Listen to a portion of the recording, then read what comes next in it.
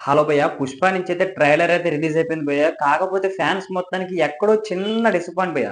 చాలా చిన్న డిసప్పాయింట్‌మెంట్ అయితే ఉంది.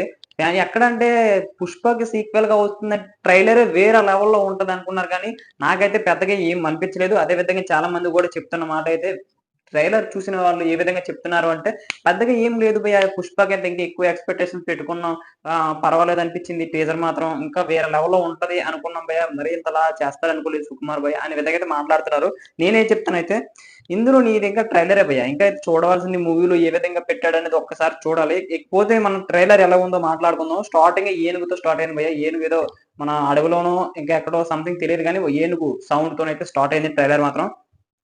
తర్వాత మన 'పుష్ప' ఏ విధంగా తన స్మగ్లింగ్ చేశాడు. అదే విధంగా మన 'శిఖావతార్‌కి' ఏ విధంగా పోటీ ఎళ్ళాడన్న దాని మీదే స్టోరీ అలా ఎళ్ళింది. ఇందులో చాలా పెద్ద పెద్ద పొలిటీషియన్స్ కూడా యాడ్ అయినట్టయితే అనిపిస్తుంది భయ్య. అందులో ఒక డైలాగ్ ఉంటది భయ్య 'పుష్ప' అంటే నేషనల్ అనుకున్నావా? ఇంటర్నేషనల్ అనే డైలాగ్ అయితే వేరే లెవెల్‌లో ఉంది భయ్య.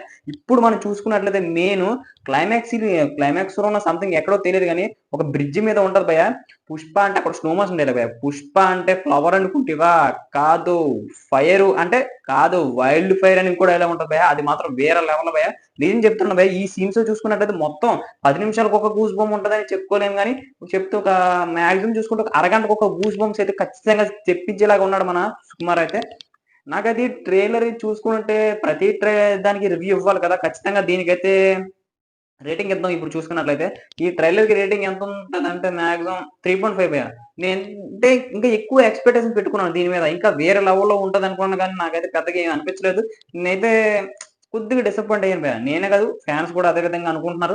మరి మీరేమనుకుంటున్నారు? ఈ ట్రైలర్ మీరు ఇంకా చూడకపోతే ఒక్కసారి వెళ్లి చూసేయండి. నాకైతే పెద్దగా ఏమి అనిపించలేదు భయ్యా.